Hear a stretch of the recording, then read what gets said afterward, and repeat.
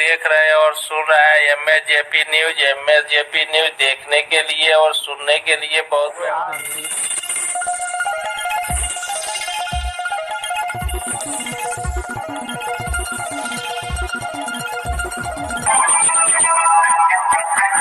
आप लोग देख रहे हैं और सुन रहे हैं MSJP न्यूज। MSJP न्यूज देखने के लिए और सुनने के लिए सो आज करे सो अब पल में परलय होएगी, वीडियो लाइक करें। नमस्कार, मैं आज का न्यूज में बताएंगे कि किस प्रकार सुप्रीम कोर्ट से आम आदमी पार्टी के संजय सिंह का बेल होने के बाद मनीष सिसोदिया का भी बेल होने की संभावना है, उनका वकील बता रहे हैं। और आइए सुनिए आम आदमी पार्टी के गोपाल राय ने किस प्रकार अपने पार्टी के पक्ष में बोला।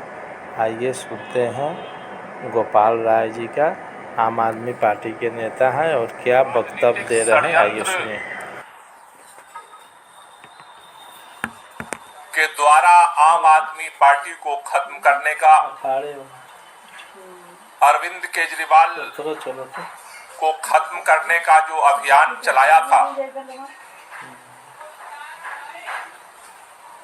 जिस तरह से भारतीय जनता पार्टी की सरकार ने ईडी को, सीबीआई को अपना हथियार बना करके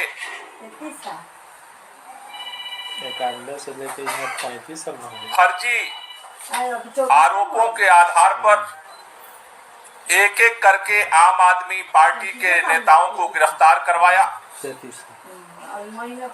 मनीष सिसोदिया जी को गिरफ्तार किया गया, संजय सिंह जी को गिरफ्तार किया गया, सत्येंद्र जैन जी को गिरफ्तार किया गया और अब दिल्ली के मुख्यमंत्री अरविंद केजरीवाल जी को भी तिहाड़ जेल गिरफ्तार करके भेज दिया गया। लेकिन 25 में हो ही ना 50 साल। कल सुप्रीम कोर्ट से 50 साल 60 साल संजय सिंह जी की जमानत मिलने के बाद एक बात स्पष्ट हो गई है कि जो बात बार बार कही जा रही थी कि बिना किसी सबूत के, बिना किसी प्रमाण के, डरा करके, धमका करके, दबाव बना करके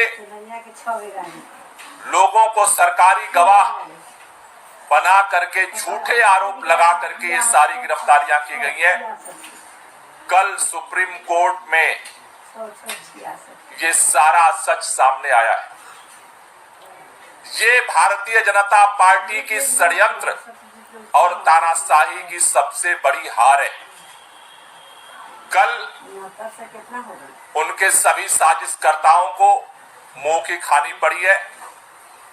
6 महीने से आपने बार बार सुना होगा अरविंद केजरीवाल जी को गिरफ्तार क्यों किया। भारतीय जनता पार्टी के सारे नेता एक ही बात दोहराते हैं, 9-9 सम्मन भेजा, 9-9 सम्मन भेजा, 9-9 सम्मन भेजा, और अरविंद केजरीवाल पूछताछ के लिए नहीं आए, इसलिए उनको गिरफ्तार कर लिया गया। कल कोर्ट के सामने ये बात आई, संजय सिंह को एक भी सम्मन नहीं भेजा गया। अचानक बिना सम्मन भेजे ईडी संजय सिंह जी के घर में घुसी और 5-6 घंटे बाद उठा करके लेके चली गई। 6 महीने जेल में रखा और निकला क्या? संतोष बहु और उग्र के हरा कोई सबूत नहीं, कोई मनी ट्रेल नहीं, 6 महीने में कुछ भी नहीं मिला। संतोष बहु के 80% हाथ। कल ईडी के सामने बोलने के लिए, ईडी कोर्ट के सामने ईडी को बोलने के लिए कुछ भी नहीं बचा था। ये है इस पूरे केस की सच्चाई। और इसी तरह से षड्यंत्र करके हमारे सभी नेताओं को, और इसी तरह के षड्यंत्र करके दिल्ली के मुख्यमंत्री को भी बिना एफआईआर, बिना किसी आरोपी के आप मुख्यमंत्री को उठा करके आपने जेल में बंद कर दिया। लेकिन सुप्रीम कोर्ट के अंदर कल संजय सिंह जी की जो जमानत मिली है, उसने भारतीय जनता पार्टी के इस सारे षड्यंत्र का पर्दाफाश किया है। और ये एक बहुत बड़ी भारतीय जनता पार्टी को हार मिली है, उनके षड्यंत्रकारियों को एक हार मिली है।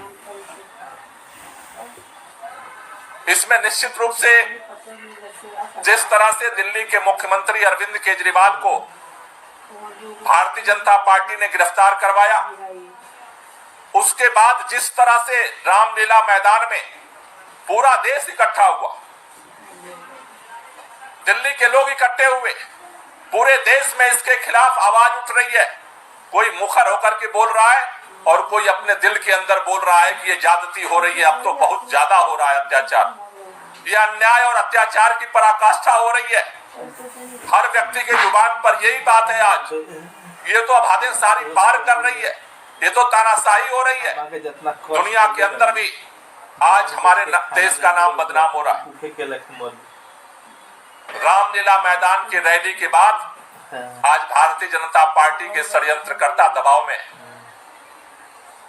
भारतीय जनता पार्टी के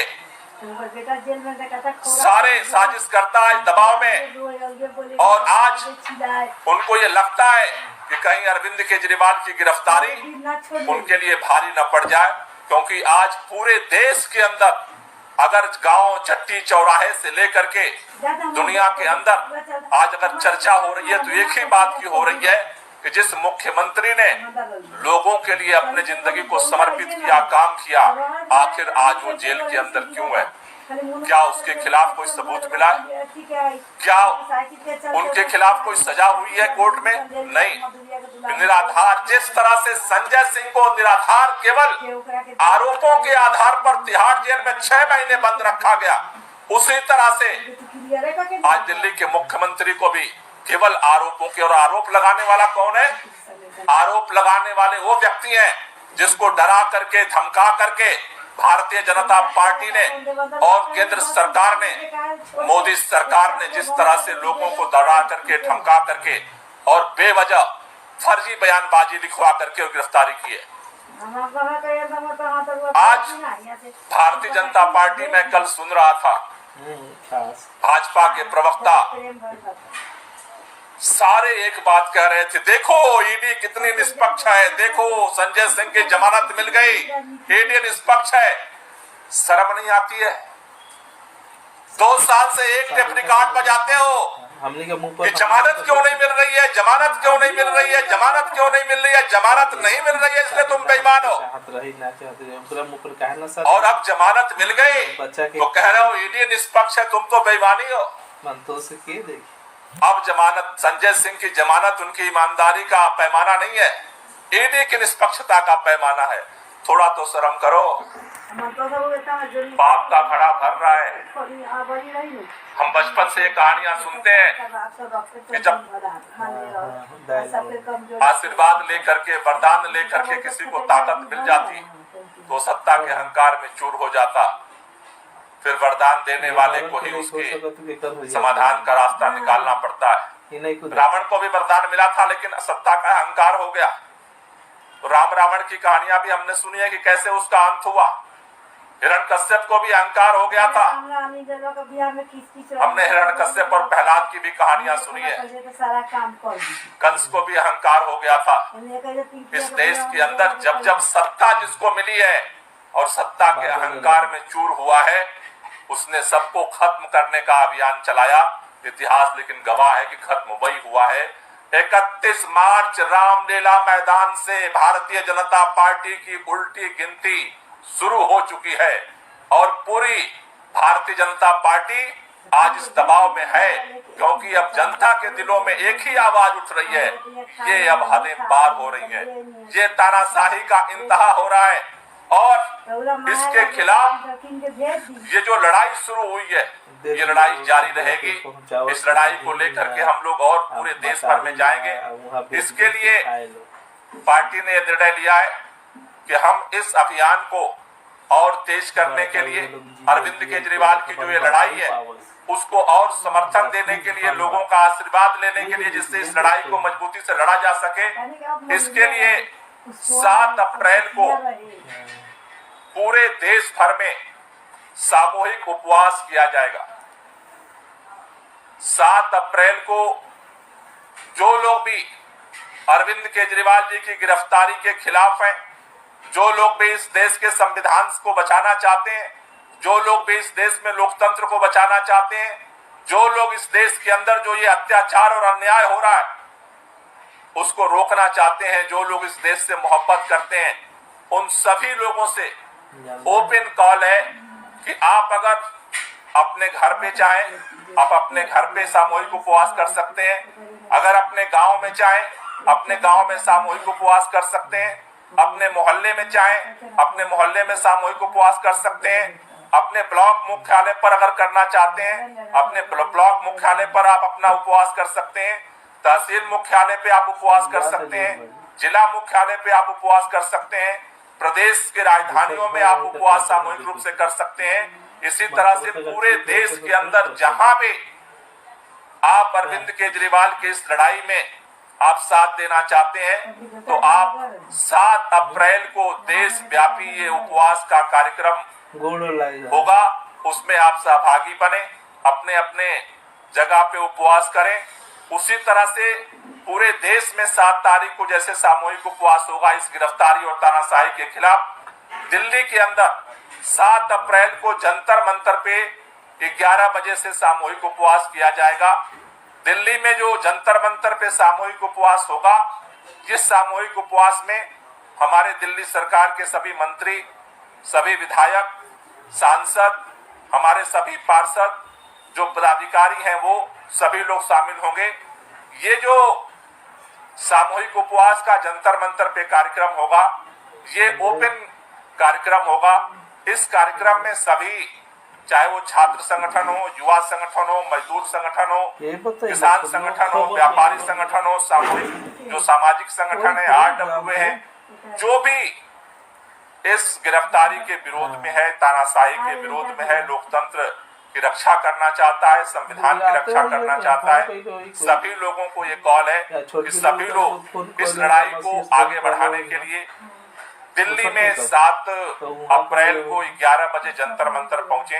वहां सभी लोग मिल करके हम सामूहिक उपवास करेंगे और वहां पे प्रार्थना करेंगे। देश भर में जहां जहां भी आप सामूहिक उपवास पे बैठ रहे हैं, अगर आप खुद बैठ सामूहिक रूप से भी प्रार्थना कर सकते हैं, और नहीं तो अपने मोबाइल में YouTube पे जा करके रघुपति राघव राजा राम, पतित पावन सीताराम, ईश्वर अल्लाह तेरो नाम, सबको सम्मति दे भगवान, ये जो भजन है इसको आप अपने मोबाइल पे YouTube से आप वहां पे सुन सकते हैं, सामूहिक रूप से गा सकते हैं। सभी मिलकर के ये प्रार्थना करेंगे कि अरविंद केजरीवाल को शक्ति मिले और अरविंद केजरीवाल जेल के अंदर रहते हुए इस लड़ाई को मजबूती के साथ लड़ सकें, इस तानाशाही के खिलाफ लड़ सकें, सच्चाई को सामने लाने के लिए लड़ सकें। ये पूरा अभियान जो है पूरे देश भर में ये 7 तारीख को किया जाएगा, जिससे इस लड़ाई को और व्यापक और देश भर के लोगों को इसमें जोड़ा जा सके और सभी लोग मिल करके इस लड़ाई में शामिल हों और इस तानाशाही को खत्म करने के लिए अरविंद केजरीवाल का साथ दें। इसके लिए ये अभियान शुरू किया गया है। आप देश भर में, चाहे अपने घर पे, अपने गांव में, अपने कस्बे में, तहसील में, जिला में, प्रदेश में, कहीं भी सामूहिक उपवास कर रहे हैं, प्रार्थना सभा कर रहे हैं, आप उसकी तस्वीरें, आप उसके बारे में जो कुछ भी है वो केजरीवाल को आशीर्वाद.com केजरीवाल को आशीर्वाद.com पर आप उसकी सूचना, वो रिपोर्ट, उसकी फोटो खींच करके आप उस पर आप भेज सकते हैं, जिससे कि आप भी अरविंद केजरीवाल की इस लड़ाई में आप सहयोगी बन सकें। ये लड़ाई अरविंद केजरीवाल की व्यक्तिगत लड़ाई नहीं है, अरविंद केजरीवाल की लड़ाई है इस देश को बचाने की, अरविंद केजरीवाल की लड़ाई है इस संविधान को बचाने की, अरविंद केजरीवाल की लड़ाई है इस लोकतंत्र को बचाने की, अरविंद केजरीवाल की लड़ाई है इस तानाशाही की, अत्याचार और ज्यादती के खिलाफ। अगर आप ये मानते हैं कि इस देश के अंदर सरकार अपने अहंकार में आकर के सबके जुबान को बंद करना चाहती है, सबके दिलों में दहशत फैलाना चाहती है, तो आप भी इस देश के अंदर इस तानाशाही के खिलाफ कि 19 में जो हार हुई है वो स्वाभाविक हार नहीं थी, बेईमानी से हराया गया है और बीजेपी बेईमानी से जीती थी। आज चाचा ने पहली बार मंच से ये कहा है कि यहाँ से चुनाव आदित्य यादव लड़ेंगे, इस पर आप मोहर लगाते हैं? बिल्कुल, जो भी पार्टी का फैसला होगा मैं तो और मुझे खुशी होगी। चाचा के लिए काम करने में थोड़ा सा एक हिचक रहती, आदित्य के लिए और ज्यादा काम करेंगे। तो आगे क्या संभावना है यहाँ को लेकर, बताइए कि जीत को लेकर क्या कहेंगे? जीतेगी पार्टी, ऐतिहासिक वोटों जीतेगी। भाजपा 400 पार का नारा दे रही है। भाजपा से कहो कि पुराने नारे पहले पूरे करें, पहले रोजगारों वाले नारे पूरे करें, पहले किसानों की आमदनी के नारे पूरे करें, पहले महंगाई कम करने के नारे जो दिए थे वो पूरे करें, उसके बाद नए नारे दें। जनता हर दिन नए नारे नहीं सुनना चाहती है, जनता काम देखना चाहती है। अंत में एक सवाल और, केजरीवाल की गिरफ्तारी को लेकर क्या कहेंगे दिल्ली में? ये समाजवादी पार्टी क्या पूरे विपक्ष के खिलाफ बीजेपी के लोग षड्यंत्र कर रहे हैं, लेकिन हर षड्यंत्र का जवाब जनता देगी। कार्यकर्ता सम्मेलन बबराला में हुआ, क्या कहेंगे इसको लेकर? देखिए, आज गुन्नौर विधानसभा का ऐतिहासिक कार्यकर्ता सम्मेलन हुआ है और इसी तरीके से बिसौली हो चुका है, बदायूं विधानसभा का हो चुका है, सैजवान विधानसभा का हो चुका है, आज था गुन्नौर विधानसभा का। तो ये ऐतिहासिक सम्मेलन हुआ है और इसी तरीके से ऐतिहासिक सैजवान का था, बदायूं का था, बिसौली का था और पूरे बदायूं और संभल में गुन्नौर पड़ता है। तो पूरी जनता समाजवादी पार्टी के जिताने का मन बना। जैसे हम 2002 से सुनते आ रहे हैं कि चाचा का तूफान आएगा, वो लहर आज दिखाई दी, क्योंकि जो 2017-2019 में जो चेहरे भाजपा में थे वो आज आपके कार्यकर्ता सम्मेलन में मौजूद थे। आदित्य यादव के नाम पर पहली बार मोहर लगाई, क्या आदित्य यादव चुनाव लड़ेंगे, बताइए इसे? तुम लोग पर केस है,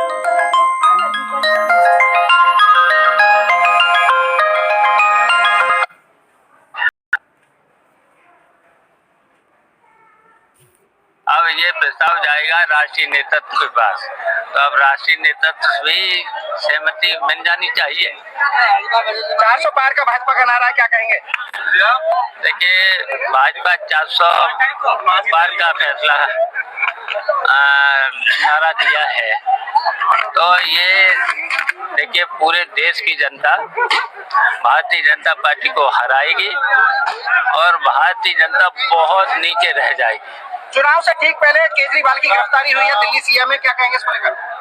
देखिए, भारतीय जनता पार्टी न तो संविधान को मानती है न लोकतंत्र को मानती है, वो पूरे विपक्ष को खत्म करना चाहती है और झूठे मुकदमों में उनको सबको जेल भेजना चाहती है।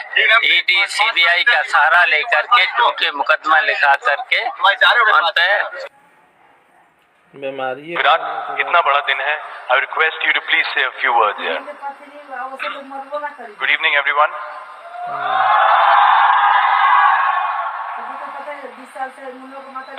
सुनने के लिए बहुत बहुत धन्यवाद। सत संघर्ष और अपना ज्ञान बढ़ाने के लिए देखते रहिए MAJP न्यूज़। जय हिंद।